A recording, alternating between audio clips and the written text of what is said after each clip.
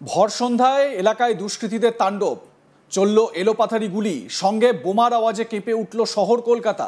কলোনির অটো স্ট্যান্ডে এসে পরপর গুলি চালায় দুষ্কৃতীরা, ছোড়া হয় বোমা, আর এই গোটা ঘটনা ধরা পড়েছে সিসিটিভিতে। কলকাতার ওপেন রাস্তায় দুষ্কৃতীদের তাণ্ডব ভিডিও সিসিটিভি ফুটেজ পোস্ট করেছেন বিরোধী দলনেতা শুভেন্দু অধিকারী। এক ঝলক সেই ভিডিওটি দেখাই আপনাদের।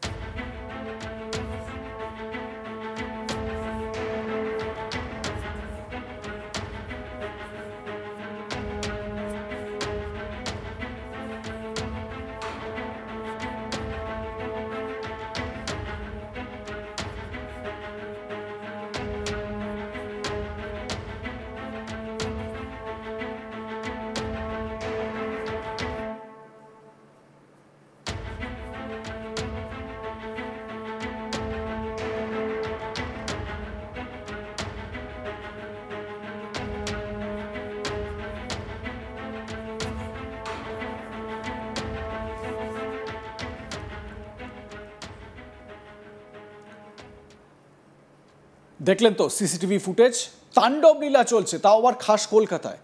ঘটনাটা দক্ষিণ কলকাতার কসবার গুলশান কলোনি। বৃহস্পতিবার গুলশান কলোনিতে সন্ধ্যায় বেশ কিছু দুষ্কৃতী হঠাৎই বাইকে করে এসে পরপর গুলি চালায়। তারপর রাত ঘনাতেই আবার কলোনির দিকে ফিরে আসে একদল দুষ্কৃতী, আর এবার গুলি নয়, ছোড়া হলো বোমা। আর এই ভিডিওটি নিজের ফেসবুকে পোস্ট করেছেন শুভেন্দু অধিকারী। সেই বোমাবাজির ভিডিও এবারে দেখাবো আপনাদের।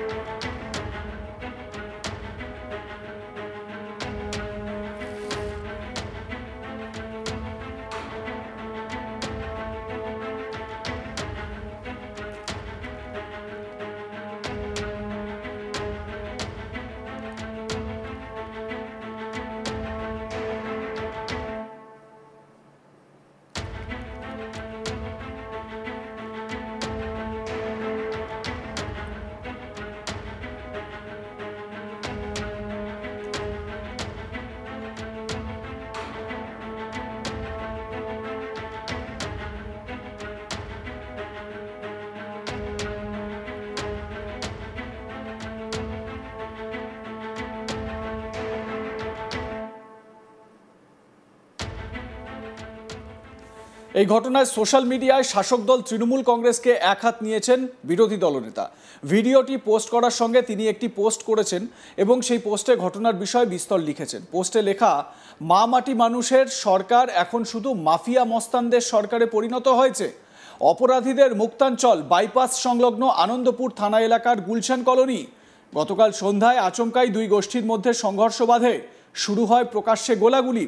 ব্যবসায়ীরা হকচকিয়ে দোকানপাট বন্ধ করে দেন চটজলদি। এলাকাবাসী আতঙ্কে ঘরের দরজায় ছিটকিনি লাগান। কারা এই ভাবনাহীন বন্দুকবাজ? কি করে পায় এত সাহস?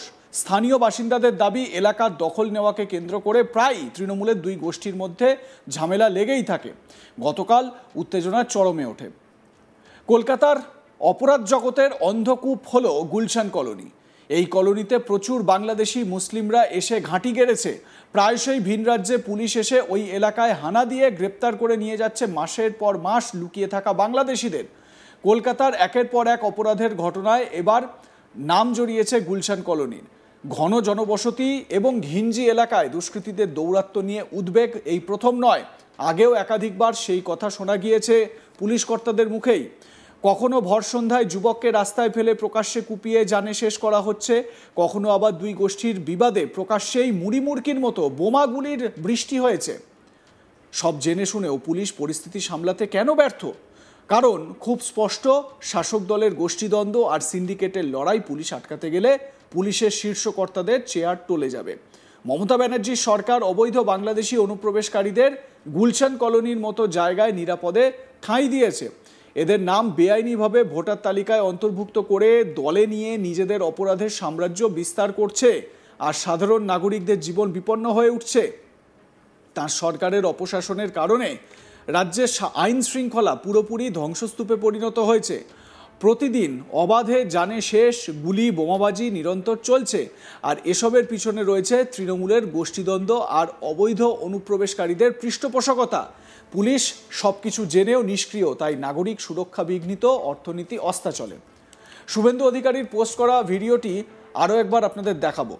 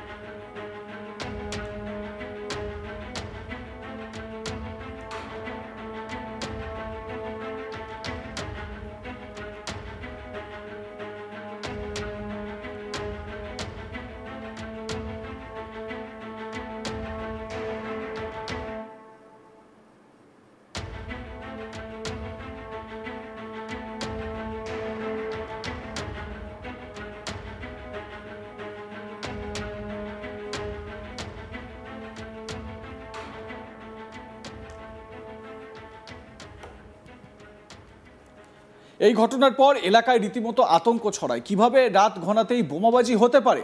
নিরাপত্তার কি অভাব ছিল? প্রশ্ন তুলছেন একাংশ। এরপরই নাকি পুলিশে ছয়লাপ হয়ে যায় ওই এলাকায়। এই ঘটনার নেপথ্যে কে বা কারা রয়েছে তা জানতে তদন্ত নেমেছে পুলিশ। শুভেন্দু অধিকারীর পোস্ট করা যে ভিডিও, সেখানে তিনি বিস্তর অনেক কিছু লিখেছেন। তিনি লিখছেন, মা মাটি মানুষের সরকার এখন শুধু মাফিয়া মস্তান মার্ডারারদের সরকারে পরিণত হয়েছে। অপরাধীদের মুক্তাঞ্চল বাইপাস সংলগ্ন আনন্দপুর থানা এলাকার গুলশান কলোনি। গতকাল সন্ধ্যায় আচমকাই দুই গোষ্ঠীর মধ্যে সংঘর্ষ বাধে, শুরু হয় প্রকাশ্যে গোলাগুলি। ব্যবসায়ীরা হকচকিয়ে দোকানপাট বন্ধ করে দেন চটজলদি। এলাকাবাসী আতঙ্কে ঘরের দরজায় ছিটকিনি লাগায়। কারা এই ভাবনাহীন বন্দুকবাজ? কি করে পায় এত সাহস? স্থানীয় বাসিন্দাদের দাবি, এলাকার দখল নেওয়াকে কেন্দ্র করে প্রায়ই তৃণমূলের দুই গোষ্ঠীর মধ্যে ঝামেলা লেগেই থাকে। গতকাল উত্তেজনার চরমে ওঠে।